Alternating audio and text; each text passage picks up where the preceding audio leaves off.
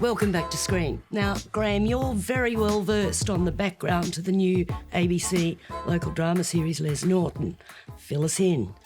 Well, Margaret, author Robert G. Barrett, who sadly left us in 2012, screeched into the local best-selling precinct more than 4 decades ago in 1984. Somehow he became Australia's king of popular fiction, even though he liked to say his royalty checks wouldn't feed an Ethiopian apprentice jockey. His vulgar, coarse buffoonery was deceptively well crafted, especially those caper crime stories featuring his hero, Les Norton. It's hard to believe Les Norton now has another life on the screen in a new series more than 20 years in the making, after rights to the books were secured in the mid-90s by legendary ad man John Singleton. The set-up director for the series is the dressmaker's Jocelyn Moorhouse, her first venture into TV production, and a very blokey one at that. This is a series that happily and joyously reimagines that disdained and despised figure, the so-called Ocker, that in the opinion of many serious-minded, authoritative figures actually undermined the Australian cultural imagination with its celebration of an entrenched misogyny. Played by up-and-coming Alexander Bertrand, Norton is the red-headed giant, a Queenslander who relocated to Sydney after a brush with the law. He works as a bouncer at a dodgy King's Cross establishment, has some shady mates, an eye for the Sheilas, and a knack for getting into trouble. He's no stranger to a bit of stoush Sydney style. He happily swings a leg to carry a vicious Woolloomooloo uppercut straight to the testicles of opponents, and enjoys a bit of the old Balmain folk dancing up and down their rib cages with his R.M. Williams riding boots.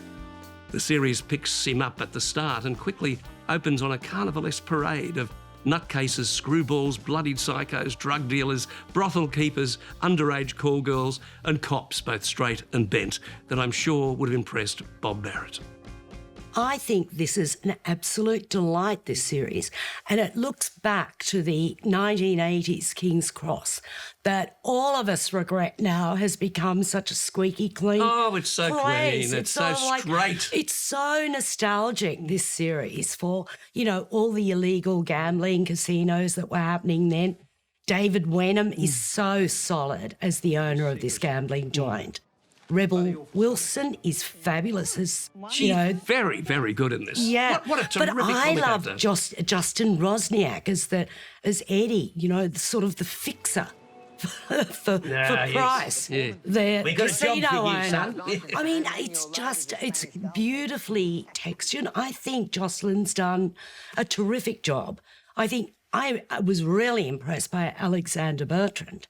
I think he plays Les Norton fabulously. Well, he's a relatively inexperienced actor, but he's a true life tough guy. He's ex-army and he's done all sorts of martial arts courses, so that the boxing is done very well.